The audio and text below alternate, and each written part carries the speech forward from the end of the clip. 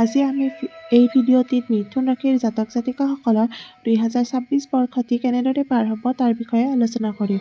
মিথুন ৰাশিৰ জাতক জাতিকাৰ বাবে কৰ্মত জটিলতা বৃদ্ধি হোৱাৰ যোগ দেখা পোৱা গৈছে, কিন্তু শেষৰ ফালে আপোনালোকে কৰ্মখিনি ভালদৰে শেষ কৰিব পাৰিব। উপাৰ্জন অনুযায়ী কিন্তু আপোনালোকৰ ব্যয় হ'ব আৰু সঞ্চয়সমূহ আপোনালোকৰ এই বছৰটোত ক্ষতি হ'ব।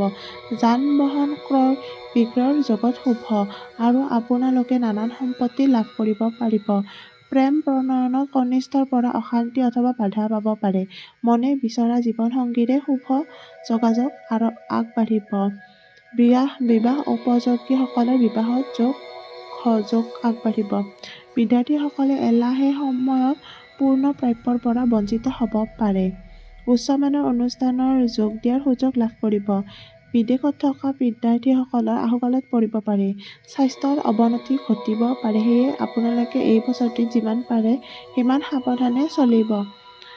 প্ৰায় খাদ্যৰ খেলিমেলি হোৱাৰ বাবে আপোনালোকে পেটৰ অসুখত ভুগিব পাৰে। বন্ধু-বান্ধৱী আত্মীয়-স্বজনৰ পৰা কিন্তু আপোনালোকে এই বছৰটোত সহায় লাভ কৰিব আৰু নতুন বন্ধু-বান্ধৱীও লাভ কৰিব। যদি ভিডিঅ'টি চাই ভাল পালে আৰু 2026 বৰ্ষটো আপোনালোকৰ কেনেদৰে পাৰ হ'ব তাৰ বিষয়ে লং ভিডিঅ' চাব বিচাৰে, তেতিয়াহ'লে আমাৰ চেনেলটো লাইক, শ্বেয়াৰ আৰু ছাবস্ক্ৰাইব কৰিবলৈ নাপাহৰিব।